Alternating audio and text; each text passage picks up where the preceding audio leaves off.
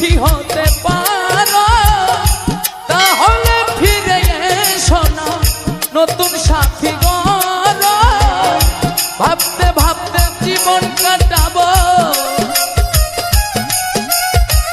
ভাবতে ভাবতে জীবন কাটাবো, কেন এমন হলো নতুন সাথী পেয়ে বেইমান গেছো।